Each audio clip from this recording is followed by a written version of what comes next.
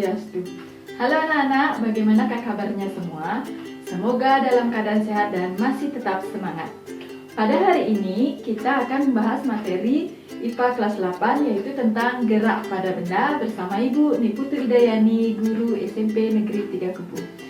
Baiklah anak, sebelum kita memperdalam tentang materi hari ini, yuk kita simak dulu apa saja tujuan pembelajaran pada materi kali ini. Yuk kita simak.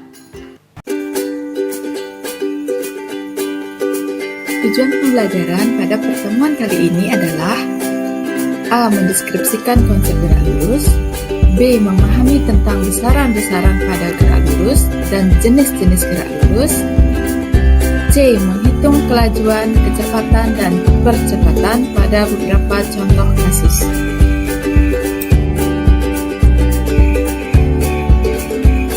Agar anak-anak lebih paham materi gerak pada benda, jadi tonton video ini sampai habis ya.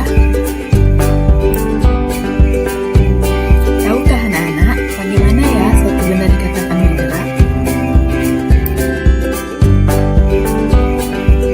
Benda dikatakan bergerak apabila mengalami perubahan posisi dari suatu titik acuan. Jadi, gerak adalah perpindahan suatu benda dari suatu kedudukan atau posisi ke kedudukan lain. Maka gerak harus memiliki acuan. Titik acuan adalah titik awal benda. Sebagai contoh, seorang pelari berlari dari titik A ke titik B. Jadi pelari tersebut mengalami perubahan posisi dari titik A ke titik B. Berdasarkan konsepnya, gerak benda ada dua, yaitu gerak semu dan gerak relatif. Gerak semu adalah gerak benda yang sebenarnya diam namun seolah-olah kelihatan bergerak. Sebagai contoh, jika kita naik bus atau kereta api, seolah-olah yang kelihatan bergerak adalah pohon di pinggir jalan. Tapi sesungguhnya, bis atau kereta apinya yang bergerak di mana kita berada di dalamnya. Gerak relatif adalah suatu pergerakan benda yang sangat terpengaruh dengan titik acuannya. Sebagai contoh, ketika ada dua orang yang posisinya berbeda, misalnya si Juna posisinya berada di dalam mobil dan Ana berada di luar mobil. Nah, kalau yang dipakai titik acuan itu adalah Ana yang berada di luar, maka yang bergerak adalah Juna yang berada dalam mobil.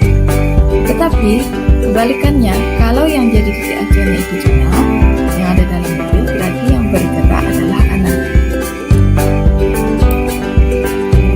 Berdasarkan lintasannya, gerak dapat dibagi menjadi 3 macam, yaitu gerak lurus, gerak parabola, dan gerak melingkar. Gerak lurus yaitu gerak yang lintasannya berupa garis lurus. Sebagai contoh, gerak buah yang jatuh dari pohonnya. Gerak parabola yaitu gerak yang lintasannya berupa garis lengkung setengah lingkaran atau parabola. Sebagai contoh, gerak bola basket yang dilempar masuk ke keranjang. Gerak melingkar adalah gerak yang lintasannya berupa lingkaran. Sebagai contoh, gerak pada jarum jam. Nah, pada pertemuan ini kita akan mempelajari bagaimana gerak benda pada lintasan lurus. Terdapat beberapa besaran yang akan kita pelajari pada gerak lurus: jarak, perpindahan, kecepatan, kelajuan, percepatan.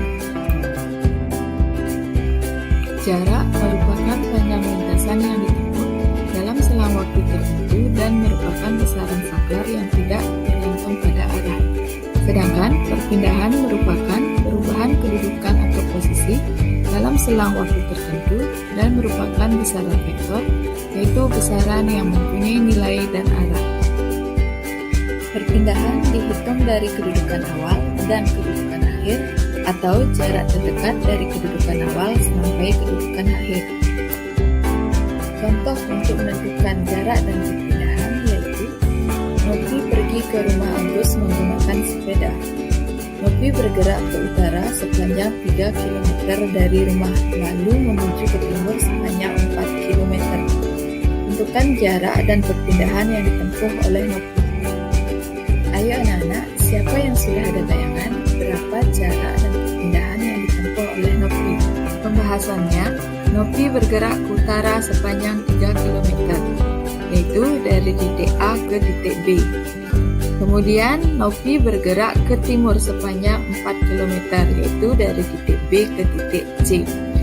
Jadi, perpindahan yang dilakukan oleh Nopi yaitu dari titik awal ke titik akhir, yaitu dari titik A ke titik C. Sedangkan jarak yang ditempuh oleh Nopi yaitu dari titik A ke B, kemudian dari B ke C, sehingga AB ditambah BC yaitu 3 km ditambah 4 km sama dengan 7 km. Sedangkan perpindahan yang ditempuh oleh Nopi yaitu menggunakan rumus Pythagoras, garis miring A ke C, yaitu AC kuadrat sama dengan AB kuadrat ditambah BC kuadrat. AC kuadrat sama dengan 3 kuadrat ditambah 4 kuadrat, sehingga AC kuadrat sama dengan 9 ditambah 16. AC sama dengan akar 25, yaitu 5 km. Jadi perpindahan yang ditempuh oleh Nopi yaitu 5 km. Anak-anak, besaran selanjutnya yaitu kelajuan dan kecepatan. Kecepatan dan kelajuan merupakan dua hal yang berbeda. Apa perbedaannya? Yuk kita simak penjelasan berikut.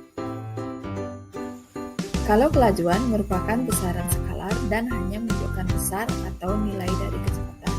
Sedangkan kecepatan merupakan besaran vektor mempunyai nilai dan arah. Kelajuan dapat dihitung dari jarak yang ditempuh dibagi dengan waktu tempuh. Untuk menghitung kelajuan dapat menggunakan persamaan V sama dengan S per T, di mana V itu adalah kelajuan, satuannya meter per sekon, S adalah jarak yang ditempuh, satuannya meter, dan T adalah waktu tempuh, satuannya S atau sekon. Kecepatan dapat dihitung dari perpindahan dibagi waktu tempuh, di mana persamaannya yaitu V sama dengan S per T, di mana V itu adalah kecepatan, satuannya meter per sekon, S itu adalah perpindahan, satuannya meter, T itu adalah waktu tempuh, satuannya S atau sekon. Perbedaan antara kelajuan dan kecepatan yaitu terletak pada S-nya, di mana pada kelajuan S itu adalah jarak yang ditempuh, sedangkan pada kecepatan S itu adalah perpindahan. Bagaimana cara menghitung percepatan dan kelajuan? Yuk simak contoh berikut. Untuk lebih memahami rumus-rumus yang sudah dijelaskan tadi, mari kita lihat atau simak contoh soal berikut ini.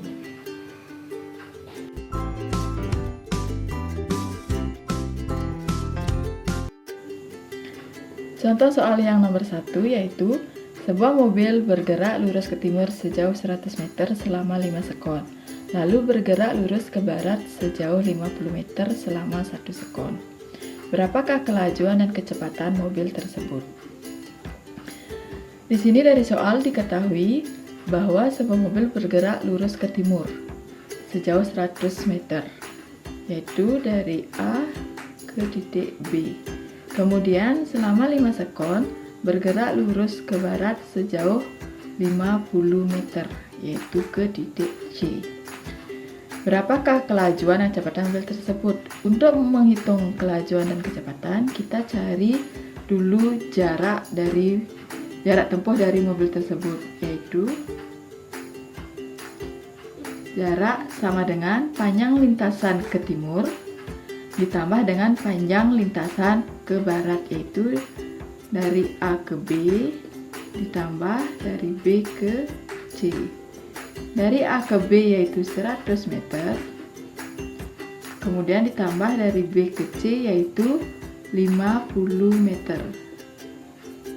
Sehingga jarak yang ditempuh oleh mobil tersebut adalah 150 meter. Kemudian untuk mencari perpindahannya,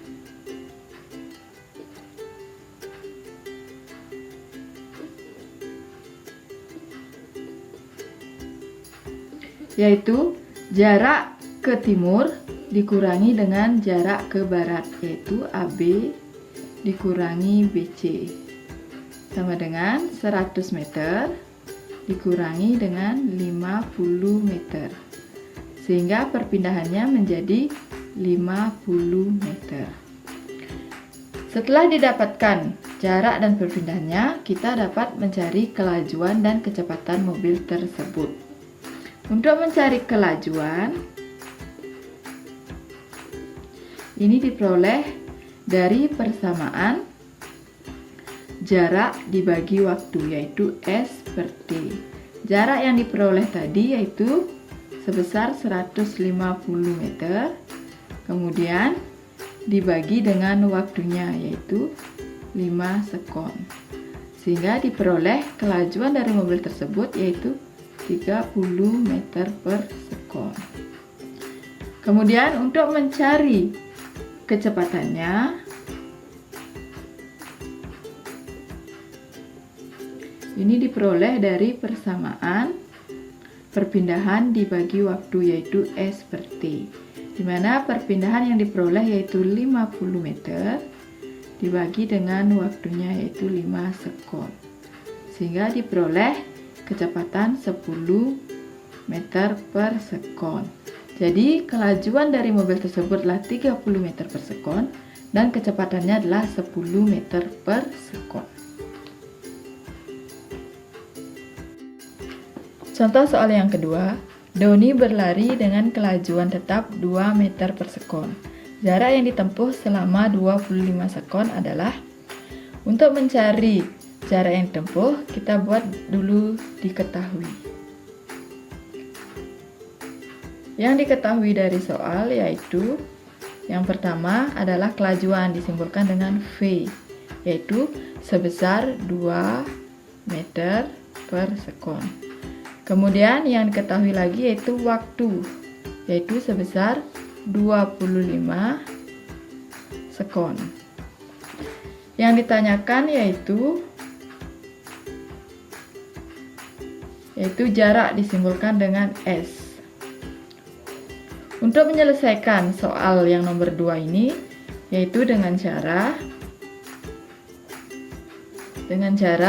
kita mengetahui persamaan dari kelajuan, yaitu persamaannya adalah S per T atau jarak per waktu, dimana untuk mencari S-nya ini kita mendapatkan rumus yaitu V dikali T atau kelajuan dikali waktu, dimana kelajuannya adalah 2 meter per sekon, kemudian waktunya adalah 25 sekon, sehingga diperoleh jarak yaitu 50 meter.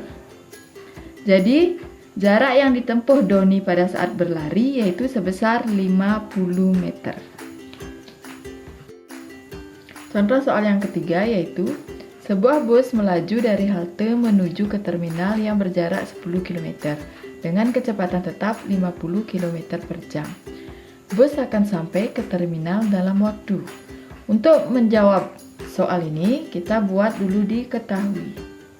Dari soal diketahui, yang pertama yaitu jarak disimbolkan dengan S, yaitu 10 km. Yang kedua yang diketahui adalah kecepatan disimbolkan dengan V, yaitu 50 km per jam. Kemudian yang ditanya yaitu waktunya, disimbolkan dengan T. Untuk menyelesaikan soal ini dengan menggunakan rumus dari kecepatan yaitu V sama dengan S per T. Dari persamaan kecepatan ini kita bisa menentukan T-nya, yaitu kecepatan dikali dengan S. Salah dong. Contoh soal yang ketiga yaitu, sebuah bus melaju dari halte menuju ke terminal yang berjarak 10 km dengan kecepatan tetap 50 km per jam. Bus akan sampai ke terminal dalam waktu. Untuk menjawab soal ini, kita buat dulu diketahui. Dari soal diketahui, yang pertama yaitu jarak disimbolkan dengan S, yaitu 10 km. Yang kedua yang diketahui adalah kecepatan disimbolkan dengan V, yaitu 50 km per jam. Kemudian yang ditanya yaitu waktunya, disimbolkan dengan T. Untuk menyelesaikan soal ini dengan menggunakan rumus dari kecepatan yaitu V sama dengan S per T. Untuk mencari waktu dari persamaan kecepatan, kita peroleh waktu sama dengan S dibagi V, di mana S-nya adalah 10 km, kemudian V-nya adalah 50 km per jam.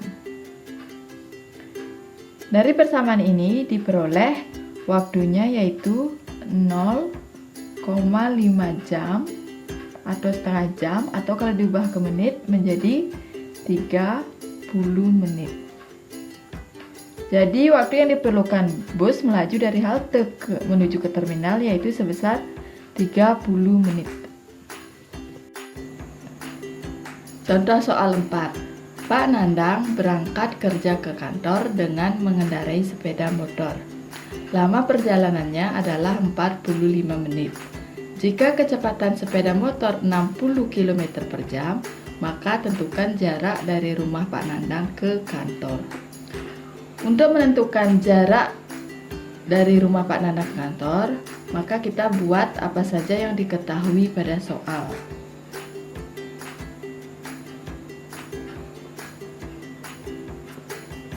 Yang diketahui pada soal yaitu yang pertama adalah waktu. Waktunya 45 menit.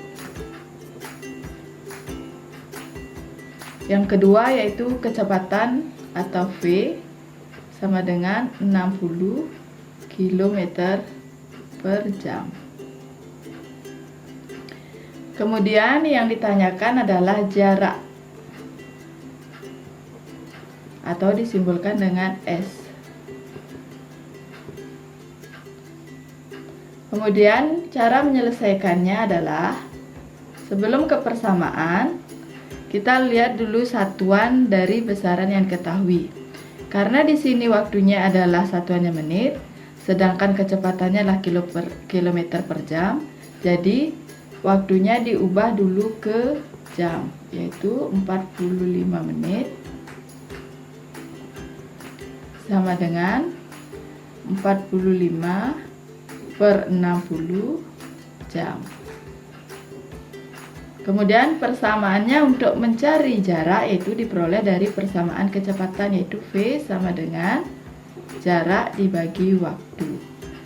Dari persamaan ini diperoleh jarak yaitu kecepatan dikali waktu, di mana kecepatannya adalah 60 km per jam. Kemudian waktunya adalah 45 per 60 jam. Kemudian ini bisa disederhanakan, 60-60-nya dicoret, sehingga jaraknya adalah 45 km. Jadi jarak dari rumah Pak Nandang ke kantor adalah 45 km.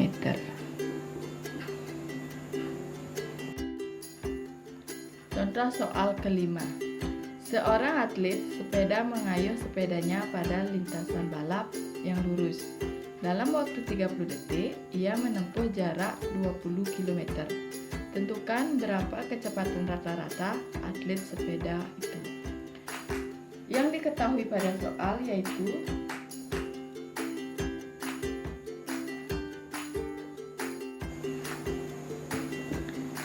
yang pertama diketahui yaitu waktu, yaitu 30 detik. Yang kedua adalah jarak. Jaraknya adalah 20 km. Yang ditanyakan adalah kecepatan rata-rata atau disimbolkan dengan V. Kemudian cara menyelesaikan soal ini adalah Sebelum ke persamaan, kita lihat dulu satuannya. Di sini satuan waktu adalah sekon, kemudian satuan jarak adalah kilometer. Sehingga satuan jarak ini perlu diubah menjadi meter. Dari 20 km menjadi meter adalah 2000 meter. Kemudian setelah mengubah satuan, baru kita menuliskan persamaan dari kecepatan rata-rata, yaitu delta S dibagi delta T, atau perubahan jarak dibagi perubahan waktu, di mana perubahan jaraknya adalah 2000 meter, kemudian perubahan waktunya adalah 30 sekon. Sehingga dari perhitungan ini diperoleh kecepatan rata-ratanya adalah 66,67 meter per sekon. Jadi kecepatan rata-rata atlet sepeda tersebut adalah 66,67 meter per sekon. Besaran berikutnya yaitu percepatan. Percepatan merupakan perubahan kecepatan setiap satuan waktu. Percepatan merupakan besaran vektor sehingga nilainya dapat berharga positif atau negatif.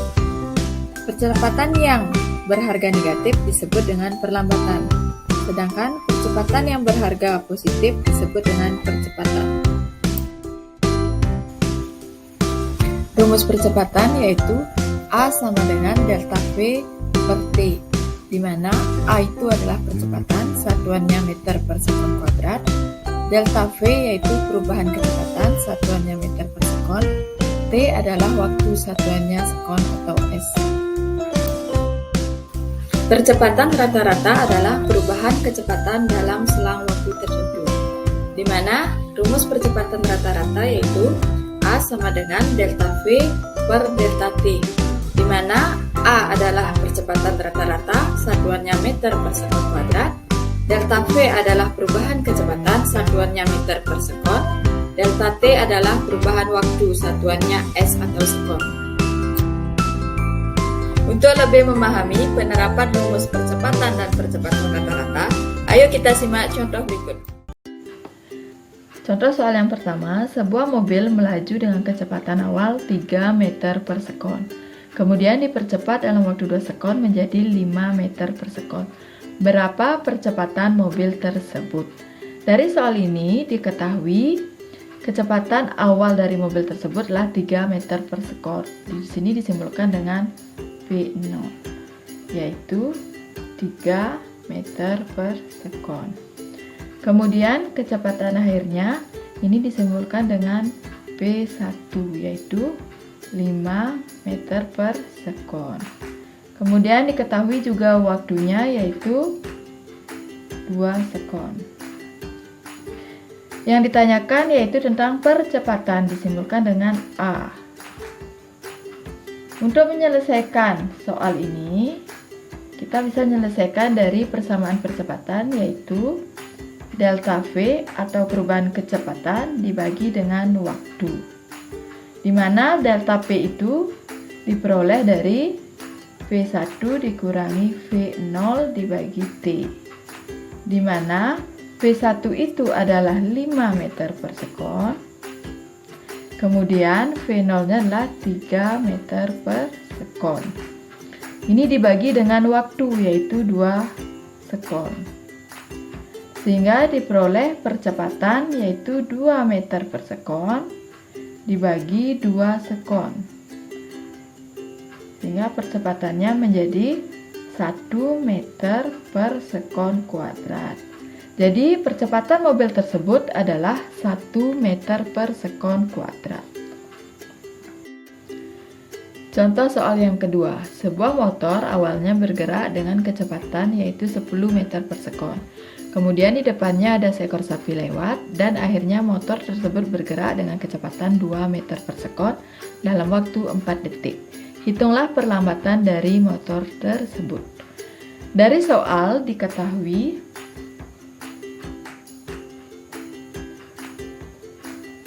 kecepatan awal atau V0-nya adalah 10 meter per sekon. Kemudian kecepatan akhirnya atau P1 sama dengan 2 meter per sekon. Dalam waktu 4 detik atau 4 sekon. Yang ditanyakan adalah perlambatannya atau simbolnya adalah A. Kemudian untuk menyelesaikan soal ini, kita dapat mencari dari persamaan perlambatan, yaitu delta P dibagi waktu. Delta V ini diperoleh dari P1 dikurangi V0 atau P akhir dikurangi P awal dibagi dengan waktu. Di mana P akhirnya yaitu 2 meter per sekon. Kemudian P awalnya atau kecepatan awalnya adalah 10 meter per sekon. Dibagi dengan waktunya yaitu 4 sekon. Kemudian min 8 meter per sekon dibagi dengan 4 sekon, sehingga diperoleh perlambatan sama dengan min 2 meter per sekon. Jadi perlambatan mobil tersebut yaitu min 2 meter per sekon. Contoh soal ketiga. Sebuah benda mula-mula diam kemudian dipercepat 3 meter per sekon kuadrat. Berapa kecepatannya setelah 5 detik? Dari soal diketahui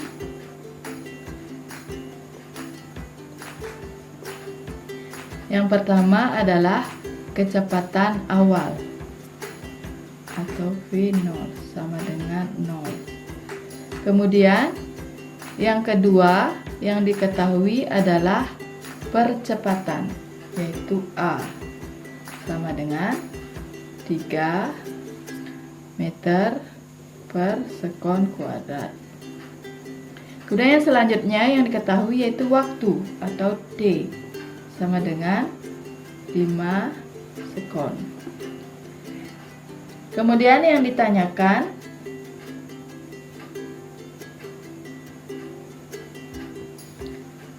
adalah kecepatannya, kecepatan akhirnya.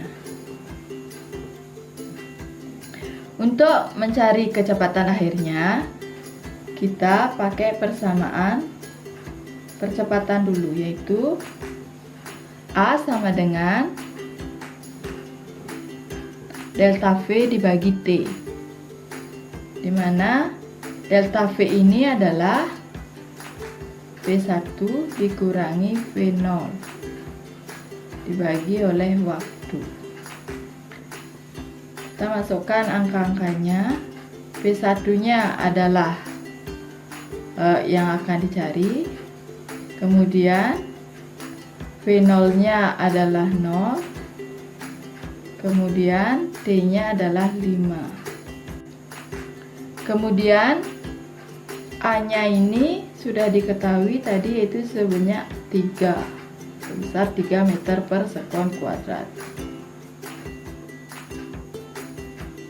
Kemudian 3 meter per sekon kuadrat, V1 dikurangi 0, kemudian dibagi 5 sekon. Sehingga untuk mencari V1 ini, jadi rumusnya menjadi P1 dikurang 0 sama dengan 3 meter per sekon kuadrat dikali 5 sekon. Sehingga P1 sama dengan 0 ditambah 3 meter per sekon kuadrat dikali 5 sekon. Sehingga P1 menjadi 0 ditambah 15 meter per sekon. Sehingga P akhirnya menjadi 15 meter per sekon. Jadi kecepatan benda setelah 5 detik adalah 15 sekon. Contoh soal yang keempat. Sebuah kelereng bergerak dari keadaan diam. Setelah 8 sekon, kecepatannya menjadi 9,6 meter per sekon. Tentukan percepatan kelereng tersebut. Dari soal diketahui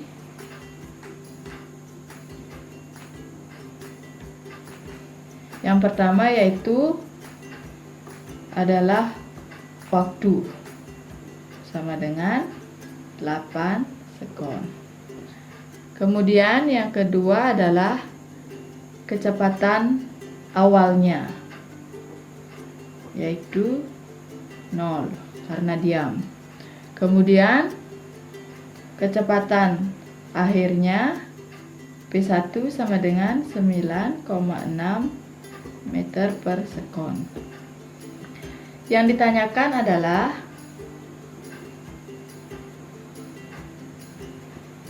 percepatan kelereng, yaitu A sama dengan titik tanda tanya. Ini nanti yang akan dicari. Kemudian cara menyelesaikan permasalahan ini yaitu yang pertama kita buat dulu persamaan dari percepatan, yaitu A sama dengan delta V dibagi waktu atau dibagi oleh T, di mana delta V ini adalah P1 dikurangi V0 atau kecepatan akhir dikurangi kecepatan awal dibagi oleh waktu atau D. P1 nya adalah 9,6 meter per sekon. Kemudian kecepatan awalnya adalah 0 meter per sekon dibagi oleh waktu, yaitu sebesar 8 sekon. Percepatan sama dengan 9,6 meter per sekon dibagi 8 sekon, sehingga diperoleh percepatannya adalah 1,2 meter per sekon kuadrat.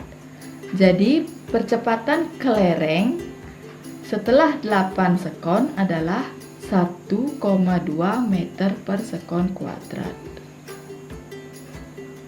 Bagaimana anak-anak? Tetap semangat setelah menyimak pembelajaran pada hari ini. Untuk lebih memahami materi gerak pada benda, yuk kita kerjakan latihan soal berikut ini. Semangat!